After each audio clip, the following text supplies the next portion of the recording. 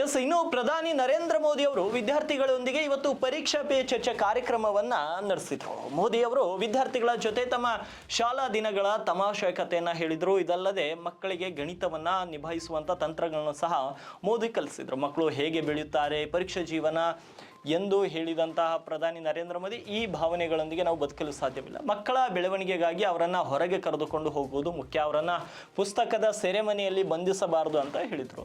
ತ್ರಿಪುರದ ವಿದ್ಯಾರ್ಥಿಯನ್ನ ನೋಡಿದ ಪ್ರಧಾನಿ ಮೋದಿ, ನೀವು ಇಲ್ಲಿಗೆ ಹೇಗೆ ಬಂದಿದ್ದೀರಿ ಅಂತ ಕೇಳ್ತಾರೆ. ಇಲ್ಲಿಗೆ ಬರಲು ಲಂಚ ಏನಾದರೂ ನೀಡಿದ್ದೀರಾ ಅಂತ ತಮಾಷೆ ಕೇಳ್ತಾರೆ. ಇದಕ್ಕೆ ಉತ್ತರಿಸಿದಂಥ ವಿದ್ಯಾರ್ಥಿ, ತ್ರಿಪುರದಲ್ಲಿ ಲಂಚ ಕೆಲಸ ಮಾಡುವುದಿಲ್ಲ ಅಂತ ಉತ್ತರಿಸಿದ್ದು ಅಚ್ಚರಿಯಾಗಿತ್ತು ಈ ಒಂದು ಘಟನೆ. ಇನ್ನು ಈ ಪರೀಕ್ಷೆ ಪೇ ಚರ್ಚೆ ಕಾರ್ಯಕ್ರಮದಲ್ಲಿ ಬಿಹಾರದ ವಿದ್ಯಾರ್ಥಿಯೊಬ್ಬರು ಪ್ರಧಾನಿ ನರೇಂದ್ರ ಮೋದಿ ಅವರಿಗೆ ಕೇಳ್ತಾರೆ ನಾಯಕತ್ವಕ್ಕೆ ಸಂಬಂಧಿಸಿದಂಥ ಪ್ರಶ್ನೆ. ಇದಕ್ಕೆ ಪ್ರಧಾನಿ ಮೋದಿ ಅವರು ತಮಾಷೆಯಾಗಿ ಹೇಳ್ತಾರೆ, ಬಿಹಾರದ ವಿದ್ಯಾರ್ಥಿಯೊಬ್ಬರು ರಾಜಕೀಯಕ್ಕೆ ಸಂಬಂಧಿಸಿದಂಥ ಯಾವುದೇ ಪ್ರಶ್ನೆಯನ್ನ ಕೇಳದೇ ಇರಲು ಸಾಧ್ಯವಿಲ್ಲ ಅಂತ ಹೇಳಿದರು. ಅಲ್ಲದೆ ಬಿಹಾರದ ಜನರನ್ನ ಪ್ರತಿಭಾನ್ವಿತರು ಅಂತ ನರೇಂದ್ರ ಮೋದಿ ಬಣ್ಣಿಸಿದ್ರು. ನಂತರ ವಿದ್ಯಾರ್ಥಿಗಳೊಂದಿಗೆ ನಾಯಕತ್ವದ ಬಗ್ಗೆ ಮೋದಿ ಚರ್ಚಿಸಿದ್ರು. ನಿಮ್ಮ ನಂಬಿಕೆಯು ನಾಯಕತ್ವವನ್ನು ಬಲಪಡಿಸುತ್ತದೆ ಅಂತ ಹೇಳಿದರು. ಇದೇ ವೇಳೆ ಕೇರಳದ ಹುಡುಗಿ ಮಾತು ಕೇಳಿ ಪ್ರಧಾನಿ ನರೇಂದ್ರ ಮೋದಿ ಕೂಡ ಪ್ರಭಾವಿತರಾದರು. ಪರೀಕ್ಷೆ ಪೇ ಚರ್ಚೆ ಕಾರ್ಯಕ್ರಮದಲ್ಲಿ ಪ್ರಧಾನಿ ನರೇಂದ್ರ ಮೋದಿ ಗಮನ ಸೆಳೆದಂತ ಕೇರಳದ ವಿದ್ಯಾರ್ಥಿನಿ ಹಿಂದಿಯಲ್ಲಿ ಮಾತನಾಡಿ ಮೋದಿಗೆ ಅಚ್ಚರಿಯನ್ನು ಮೂಡಿಸಿದರು. ಆ ಹುಡುಗಿ ತನಗೆ ಕವಿತೆ ಬರೆಯುವುದರಲ್ಲಿ ಆಸಕ್ತಿ ಇದೆ, ಹಿಂದಿಯಲ್ಲಿ ಕವಿತೆ ಬರೆಯುತ್ತಿದ್ದೇನೆ ಅಂತ ಹೇಳಿದ್ರು. ಮಕ್ಕಳು ತಮ್ಮ ಆಹಾರ ಪದ್ಧತಿಯ ಬಗ್ಗೆ ಗಮನ ಹರಿಸಬೇಕು. ಪ್ರಧಾನಿ ಮೋದಿ ಪರೀಕ್ಷಾ ಪೇ ಚರ್ಚೆ ಕಾರ್ಯಕ್ರಮದಲ್ಲಿ ಆಹಾರ ಪದ್ಧತಿ ಮತ್ತು ಫಿಟ್ನೆಸ್ ಬಗ್ಗೆ ಮಾತನಾಡಿದ್ದಾರೆ. ರಾಗಿಯ ಪ್ರಯೋಜನಗಳನ್ನು ಸಹ ಮೋದಿ ಹೇಳಿದ್ರು. ಅದೇ ರೀತಿ ರೈತರ ಉದಾಹರಣೆಯನ್ನು ನೀಡುವ ಮೂಲಕ ಆರೋಗ್ಯಕರ ಆಹಾರ ಪದ್ಧತಿಯ ಬಗ್ಗೆ ಗಮನ ಹರಿಸಬೇಕು ಅಂತ ನರೇಂದ್ರ ಮೋದಿ ಹೇಳಿದರು. ಇದು ಪರೀಕ್ಷಾ ಪೇ ಚರ್ಚೆ ಕಾರ್ಯಕ್ರಮ. ಸಾಕಷ್ಟು ಈಗ ಕೇವಲ ನರೇಂದ್ರ ಮೋದಿ ಕೇವಲ ರಾಜಕಾರಣವನ್ನ ಮಾಡಿ ರಾಜಕಾರಣಿಯಾಗಿ ಸೀಮಿತವಾಗಿಲ್ಲ. ವಿದ್ಯಾರ್ಥಿಗಳ ಜೊತೆನೂ ಕನೆಕ್ಟ್ ಆಗ್ತಾರೆ, ಮಕ್ಕಳ ಜೊತೆನೂ ಕನೆಕ್ಟ್ ಆಗ್ತಾರೆ, ಮಹಿಳೆಯರ ಜೊತೆನೂ ಕನೆಕ್ಟ್ ಆಗ್ತಾರೆ, ಪುರುಷರ ಜೊತೆನೂ ಕನೆಕ್ಟ್ ಆಗ್ತಾರೆ. ಪ್ರತಿಯೊಂದು ಭಾಗದಲ್ಲಿ ಕೆಲಸ ಮಾಡುವವರ ಜೊತೆ ಅವರು ಕನೆಕ್ಟ್ ಆಗ್ತಾರೆ. ಯಾಕಂದ್ರೆ ನಾಡಿ ಮಿಡಿತ ಗೊತ್ತಿದ್ದವನು ಮಾತ್ರ ಈ ದೇಶವನ್ನು ಆಳಬಲ್ಲರು.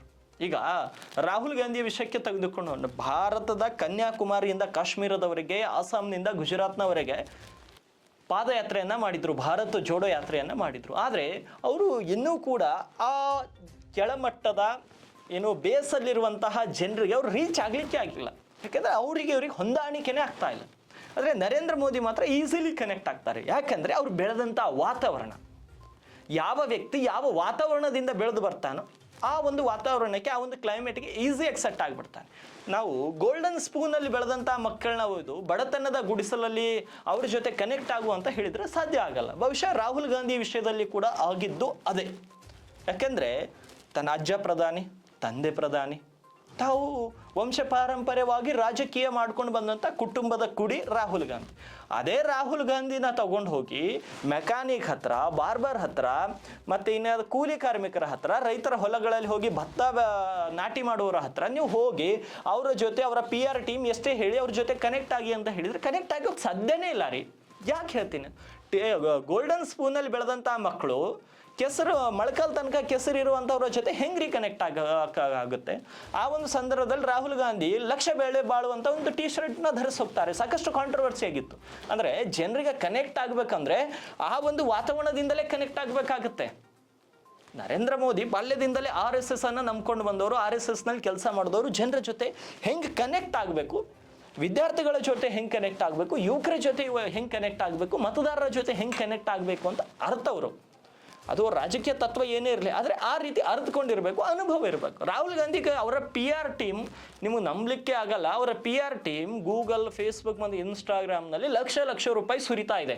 ಇವರು ಯಾವುದಾದ್ರೂ ರೈತನ ಮನೆಗೆ, ಯಾವುದಾದ್ರೂ ಕೂಲಿ ಕಾರ್ಮಿಕರ ಮನೆಗೆ ಭೇಟಿ ಕೊಟ್ಟು ಬಂದ ಮೇಲೆ ಆ ವಿಡಿಯೋವನ್ನು ಎಡಿಟ್ ಮಾಡಿ ಲಕ್ಷ ರೂಪಾಯಿ ಸುರಿದು ಅದಕ್ಕೆ ಪ್ರಮೋಟ್ ಮಾಡ್ತಾ ಇದೆ. ನೋಡಿ, ನಾವು ಬಡವರ ಪರ, ರಾಹುಲ್ ಗಾಂಧಿ ಬಡವರ ಪರ, ರಾಹುಲ್ ಗಾಂಧಿಗೆ ಬಡವರ ಬಗ್ಗೆ ಎಷ್ಟು ಕಾಳಜಿ ಇದೆ, ಒಬ್ಬ ರೈತನಿಗೆ ಭೇಟಿ ಆಗ್ತಾರೆ, ಒಬ್ಬ ಬಾರ್ಬರ್ಗೆ ಭೇಟಿ ಆಗ್ತಾರೆ, ಒಬ್ಬ ಕೂಲಿ ಕಾರ್ಮಿಕನಿಗೆ ಭೇಟಿ ಆಗ್ತಾರೆ ಅಂತ ವಿಡಿಯೋ ಪ್ರಮೋಟ್ ಮಾಡ್ತಾ ಇದ್ದಾರೆ. ಆದ್ರೂ ಕೂಡ ಜನ ಅವ್ರನ್ನ ಕನೆಕ್ಟ್ ಮಾಡ್ತಾ ಇಲ್ಲ. ಯಾಕೆ? ಜನರಿಗೆ ಕೂಡ ಗೊತ್ತಿರುತ್ತೆ ಬಡತನದಿಂದ ಬಂದವ್ರು ಯಾರು, ನಮ್ಮನ್ನ ರಿಯಲಿ ಕನೆಕ್ಟ್ ಮಾಡ್ತಾ ಇರೋರು ಯಾರು. ಬಹುಶಃ ದಿಲ್ಲಿ ಈಗ ರಾಹುಲ್ ಗಾಂಧಿ ಅಷ್ಟೊಂದು ಜನರ ಜೊತೆ ಕನೆಕ್ಟ್ ಆಗಿದ್ರೆ ದಿಲ್ಲಿಯಲ್ಲಿ ಅವರು ಶೂನ್ಯ ಸಾಧನೆ ಮಾಡ್ಲಿಕ್ಕೆ ಸಾಧ್ಯನೇ ಇರ್ತಿರ್ಲಿಲ್ಲ. ಹಾಗಾಗಿ ರಾಜಕೀಯವು ಕೂಡ ಬದಲಾಗಬೇಕಾಗಿದೆ. ನರೇಂದ್ರ ಮೋದಿಯನ್ನು ಮಕ್ಕಳ ಜೊತೆ ಸಂವಾದ ನಡೆಸಿದ್ರು, ಕೇವಲ ಅದು ಪಕ್ಷಕ್ಕೆ ಸೀಮಿತ ಆಗಬಾರ್ದು. ಮುಂದೆ ಯಾರು ಕಾಂಗ್ರೆಸ್ನಲ್ಲಿ ಬರಲಿ, BJP ಅವರು ಬರಲಿ, ಅದನ್ನು ಮುಂದೆ ನಡೆಸ್ಕೊಂಡು ಹೋಗ್ಬೇಕು.